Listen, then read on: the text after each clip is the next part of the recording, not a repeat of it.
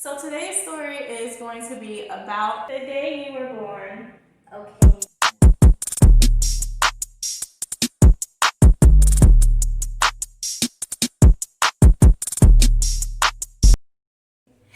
Hey y'all, hey, what's going on? How y'all doing? I have a guest star today. Hi. You see him a few times. It's my son Eric. If you're new to my mommy channel, Welcome. if you're not new, welcome back. So today's story time is going to be based on this week's poem, Letter to My Black Son. So, as you know, Letter to My Black Son is it sends a very powerful message because of the times that we're in. But the reason why I wrote the poem and the reason why mothers agree with the poem is because we bring our sons and our children into this world. We have hopes and dreams for them. So today's story is going to be about the day you were born.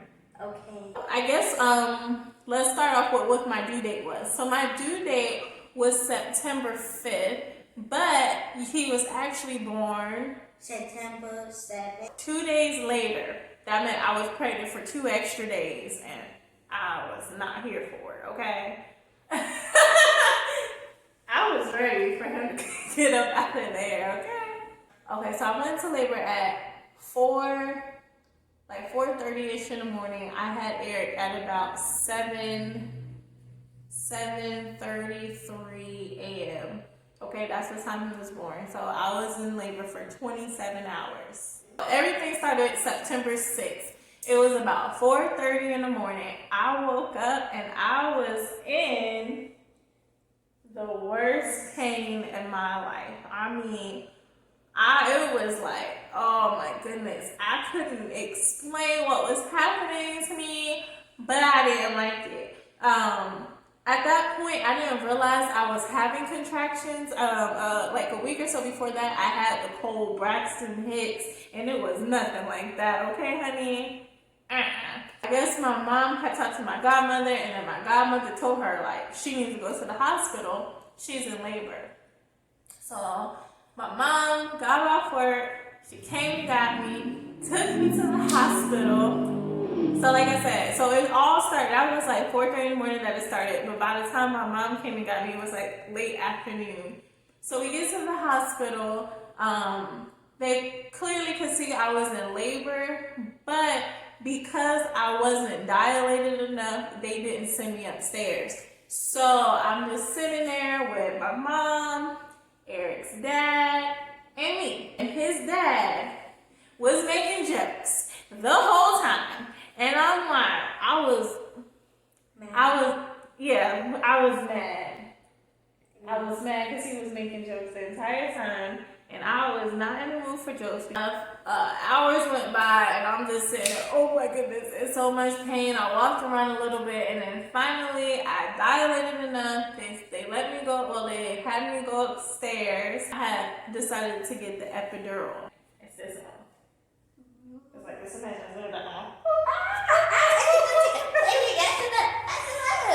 So they stick it in your back and they say, don't move, because if you move, you can become paralyzed. Oh, okay.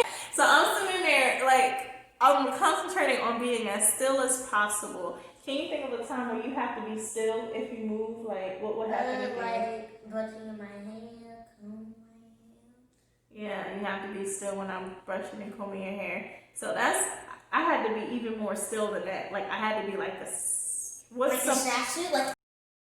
it didn't hurt or anything. Actually, when they did it, I felt so much better. But then they had me hooked up to the monitor, and they was able to monitor my contractions. So I was looking at the monitor, and I was like, oh, look, there's another one. Whoop, another one. But I wasn't hurting anymore. I was glad about that. So then the nurse had brought me a juice box. I think it was fruit punch. Juice box. Yeah, I had some fruit punch. I can't wait. You got to get to it. I just can't wait. You want it now? Yes. Go ahead, go get it. Be right back. We know you will. Anyway, so I was sipping it, and as I was went to faint, I just felt this gush of water, whoosh, gush out. And it's crazy because on the movies, the way I've always seen it, it's like your water breaks and then you go to the hospital. I was already at the hospital when my water broke. You don't know what that means when the water broke. The base breaks. But basically what it means when the water breaks is that you're ready to be born. At least I thought he was. He was ready, but he had some trouble. You had some trouble. You couldn't get out. You was in the fight for your life. And yes, baby was in the fight for his life. So his heart rate was fluctuating up and down.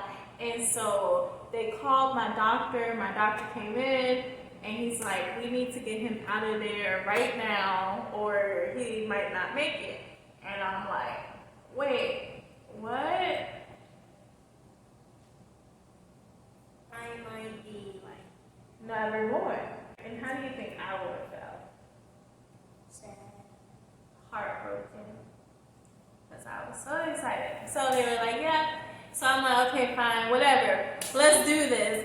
So it's now like 7 o'clock in the morning. They're getting me prepped and ready for a emergency C-section. As they was getting me ready for surgery, because I was having a C-section, they gave me another shot here. I got another shot. Another like that. Oh. Yes, another one just like that. They gave me another shot, but this time it did paralyze me. It was a temporary paralysis. And they was like, okay, try to move your legs. And like, when I tell you I couldn't move anything from the waist down, I couldn't move anything from the waist down, and I got afraid. I'm like, oh my goodness, like, what if I end up stuck like this? Do you know what it means to be paralyzed? And then you can move your body? Yeah, basically. So like, say no matter how hard you try, you sit there and you try to move. Like, I'm like, okay, hand, move. I'm thinking about it. I'm telling my hand to move, but it won't move. That's how it was from all the way to my legs down to my feet. I could not move. Like this? Come on. Hey, move right now. Hey, move! Yeah, like that. Okay, so far I can move. Anyway, so they took me down to the operating room, the OR. The operating room? Mm-hmm. So you know in the hospital where, you know what surgery is? When they like cut you open and try to fix you and then they stitch you back together? Yeah. Okay, that's basically the same thing. They took me down to the room where they do that. So they took me down to the room and they started off, you know, they did whatever it is that they do, and then they put this divider up from the top half of my body to the bottom half, and then they cut my stomach, and then they were like, okay, you're gonna feel some pulling and some tugging. So I felt something like this. They were like this, and all of it. And then next thing I know, I heard my baby cry for the first time. Like a few minutes had went by. They cleaned him off. I don't know, like his dad saw him before me, and that's not fair. Everybody saw him before me, so I started. That's not fair. Everybody just saw you before. Everybody just saw you before you. I know it's not fair, but they had to clean you off and stuff. Oh, that's what you kids. You can see me before this happened. I wish I could have saw you first too, but You couldn't. no. Anyway, so they put him in my arms, and I just started to cry. I fell in love. I was so happy and overwhelmed with emotion. After I had the C-section, obviously I had to recover, so they put me in the recovery room. You're never going to be out of the hospital, are you? I don't think so. Because even after he was born, I was in the hospital for like, I think 4 more days. 4? That's easy. I told you, I just said, that's not easy. It was easy, it was like a little vacation. Yeah. Like, okay, anyway, so I go to the recovery room, and they gave me like ice chips because I couldn't eat, but I guess like just to pass something like, you know, ice chips are basically just ice. Yeah, it wasn't I like never taste ice chips before. you don't want to. So they gave me ice chips. So then they took him to examine him. I tried to go to sleep, but I couldn't go to sleep because whoever was next door to me was snoring like a bear in hibernation. Can you give me an example of what you think somebody snoring really loud would sound like? That's exactly me. That is what he sounded like. So I was in the recovery room for about a good 8 hours because apparently everybody had a baby that day. No, I'm not being funny. I'm being serious. They were like, a lot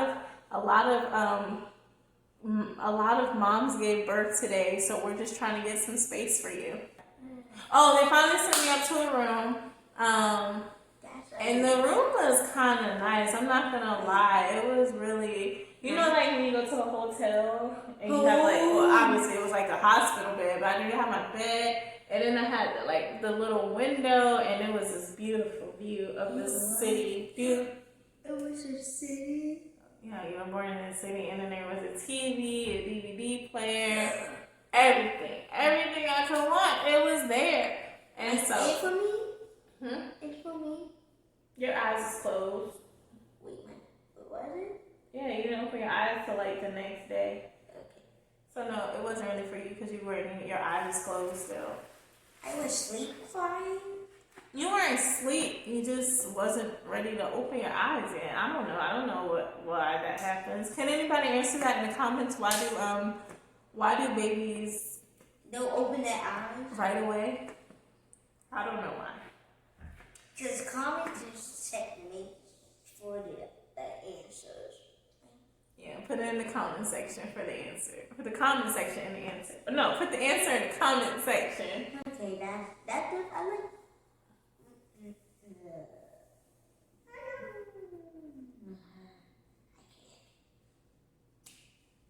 Okay. Finish. So yeah, that's the story of when Eric was born. And don't forget to like, comment, and subscribe. Goodbye. Bye. Great.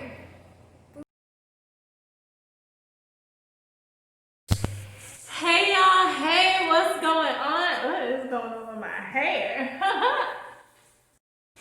Hey y'all, hey. Hi. How y'all doing? Good. No, what? No, you're not supposed to. Which is I can't even tell where my camera is to be looking. So if I'm looking all weird and crazy, it's because I'm trying to find the camera. 2 days later, that meant I was pregnant for 2 extra days, and I was not here for it. Okay. I was ready for him to get up out of there. Okay. Get me up out of here. What? Again. No, where are you going? I mean, get out of my belly. You can stay here now, okay? You're good now. Okay. Okay? Okay. All right. I heard my baby cry for the first time. That wasn't a cry.